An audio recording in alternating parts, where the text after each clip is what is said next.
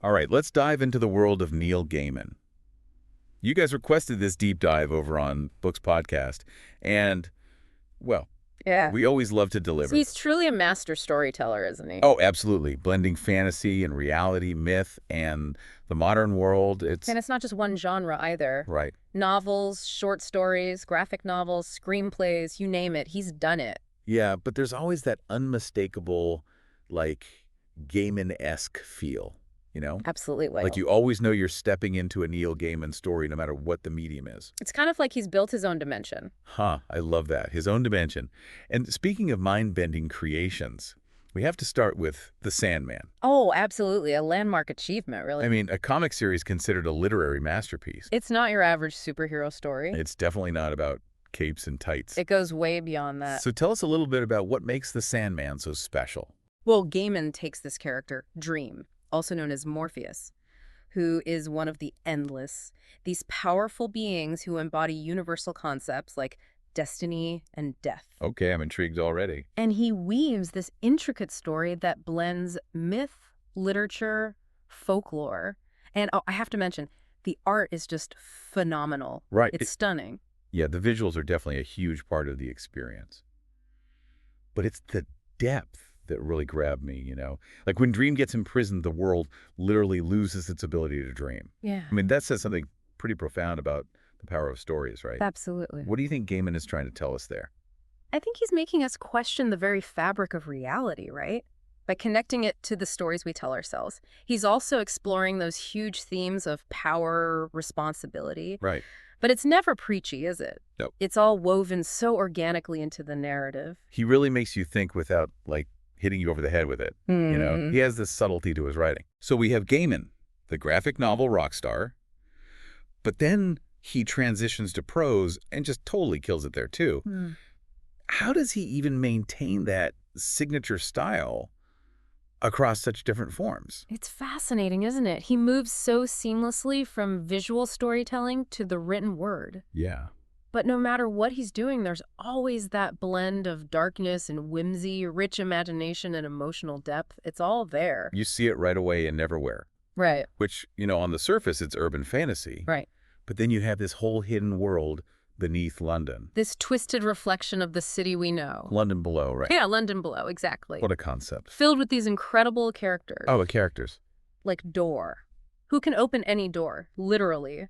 And of course, those villains, Mr. Croup and Mr. Vandemar, so memorable. Chilling. Gaiman takes familiar settings and flips them on their head. And shows us that there's magic hidden beneath the surface. Right underneath our noses. Okay, so we've got hidden London, but then with American Gods, he takes us on this, like, road trip across America. But not just any road trip. Nope, this one involves gods. And monsters. And monsters. Yeah. What struck me about American Gods was the way he reimagined those ancient deities, but putting them in a modern setting. Such a clever premise. It's genius. These ancient deities struggling to survive in a world obsessed with new gods. Technology, media, celebrity, you know. Oh, yeah. And then you have Odin working at a diner. It's brilliant. I mean, he takes these grand, mythical figures and places them in these totally mundane situations. It makes you see the mythical in the everyday, which and it makes you look twice at the world around you. And then, of course, we have Shadow Moon, our protagonist. This ex-convict caught in the middle of it all. Yeah, what do you make of Shadow? He's searching for meaning, for purpose. Yeah. And he gets swept up in this clash between the old and the new. It's such a clever way to explore those big questions, isn't it? About belief, cultural identity, how societies evolve. Absolutely. And you see those themes playing out in Shadow's personal journey, too. For sure. His story is about self-discovery. But it's also about America itself. Whoa. What we believe in, who we worship, what we value. He's commenting on the very soul of America. And how those beliefs shape our reality. Exactly. Now, this is where it gets interesting. We've got these epic stories like The Sandman and American Gods, and then Gaiman writes Coraline. This chilling children's book, which actually works on multiple levels. I think adults can enjoy it too. It's definitely more than just a bedtime story. There's a real depth to it. And then there's The Graveyard Book, another coming-of-age story, but with a supernatural twist. A boy raised by ghosts in a graveyard. I know. What did you think of that setting? Well, the graveyard becomes almost like a character itself, doesn't it? Oh, completely. You can feel the presence of life and death in every scene. It's incredibly atmospheric. So we have nobody Bod Owens, this boy raised by ghosts, and he learns about life and death and everything in between, all within those graveyard walls. He's protected by them. And threatened by them. Right. Bod is such a unique and lovable character, too. You really root for him, don't you? Yeah. He's navigating this world that's both familiar and totally otherworldly. And it's fascinating how Gaiman uses the graveyard as a metaphor. Life and death, safety and danger, the past and the future. It's a place where boundaries are blurred. Which is a recurring theme in his work, wouldn't you say? Definitely. He's constantly making us question what's real and what's imagined. And he does that masterfully in his short stories, too. Oh, absolutely. Fragile Things and Smoke and Mirrors. They're just packed with these dark fairy tales, supernatural thrillers. It's like a buffet of Gaiman goodness. It's a great way to get a taste of his range, you know? Each story is a portal to a different world. Okay, but I have to ask about A Study in Emerald. Sherlock Holmes meets H.P. Lovecraft. How did he even come up with that? It's incredible, isn't it? It speaks to his range, his ability to blend seemingly disparate elements. And it wasn't just a gimmick. Not at all. A Study in Emerald won a Hugo Award. Rightly so. He really created something original and thought-provoking. And The Man Who Forgot Ray Bradbury. Oh, yes. Such a beautiful tribute. It really made me think about memory, legacy, the power of storytelling to shape who we are. It felt very personal. Poignant. Yeah, poignant. He captures how stories outlive their creators, you know? They become part of our collective memory. Like he's saying Ray Bradbury, through his stories, lives on in all of us. Exactly. And we've only just scratched the surface. We haven't even gotten to his collaborations yet. Like Good Omens, an angel and a demon teaming up to prevent the apocalypse. I mean, come on, that's brilliant. You can't go wrong with Good Omens. It's his hilarious collaboration with Terry Pratchett, right? Yes. A match made in, well, somewhere. They play off each other so well. I loved the TV adaptation, too. Oh, yeah, it was fantastic. It captured the humor and the heart of the book perfectly. And then there's Stardust. Which is like a classic fairy tale, but with a modern twist. Full of adventure and whimsical characters. It's in romance. It's just pure enchantment. And the movie was pretty good, too. It was. They did a great job of bringing that magic to life visually. Gaiman's stories really lend themselves well to different mediums, don't they? He's a true visionary. Yeah. I mean, he creates these incredible worlds and populates them with these fascinating characters. It's like he's built his own little dimension, but one that we get to visit through his words. And through his stories, he challenges us to think differently about the world around us. Yeah. It's funny, we're doing this deep dive in response to a request for a book review from Books Podcast, but it feels like so much more than just a review. It is. It's like we've taken a whirlwind tour through his entire career. Through his mind, almost. Yeah, from graphic novels to novels, short stories, collaborations. And we've barely scratched the surface. There's just so much to explore in his work. And it's so rewarding to explore. I think what I love most is that he's so accessible. He doesn't talk down to his readers. He invites them along for the ride. Makes you feel like you're discovering things right alongside him. And he's not afraid to ask the big questions, you know?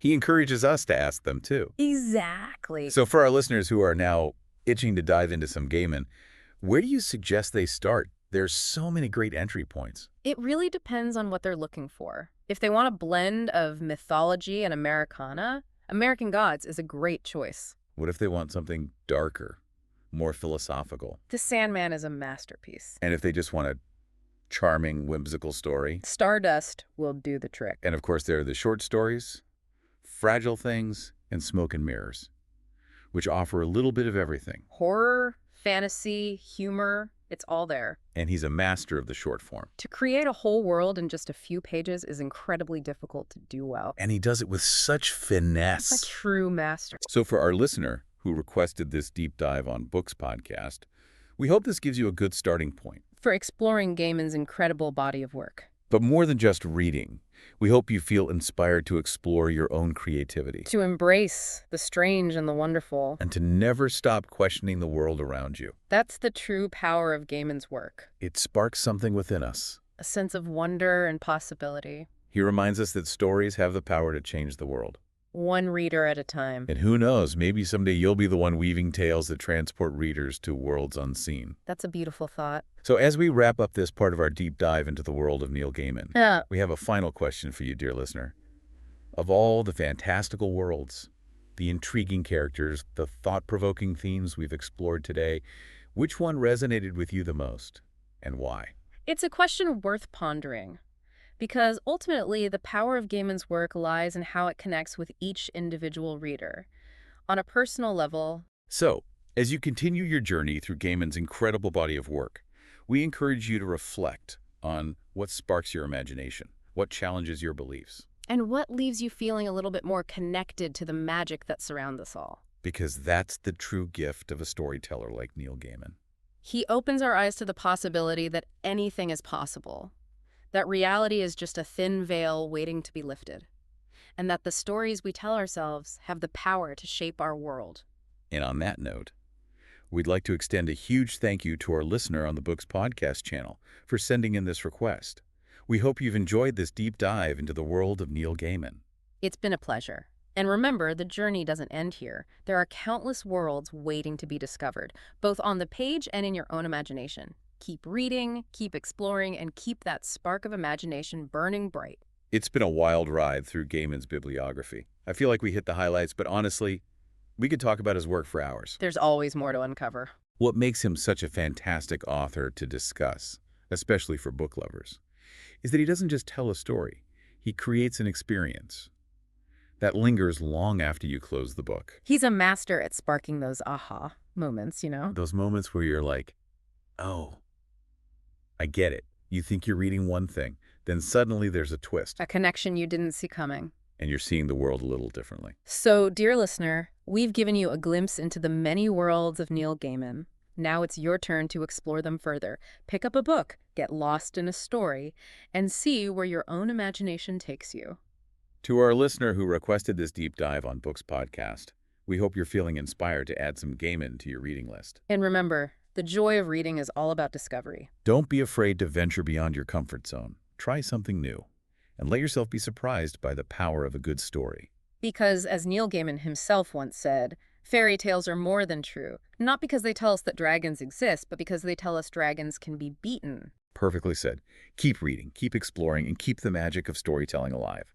Until next time, happy reading. And it's that sense of wonder, that possibility, that makes his work so captivating.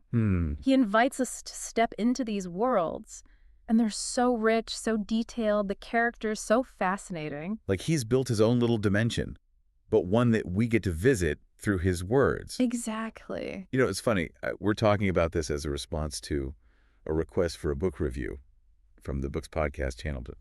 It's become so much more than just a review. It always does with Gaiman. Yeah, it's like Just you're not just reviewing a single book, you're reviewing a whole way of thinking. whole approach to storytelling. He's not just entertaining us, he's making us think differently about the world. Absolutely. Like, we've taken this whirlwind tour through his career, from graphic novels to novels, short stories, collaborations, and I feel like... And we've only just scratched the surface, right? Yeah. There's just so much there to explore, to unpack. It's rewarding, though. I mean, every time you revisit his work, you find something new.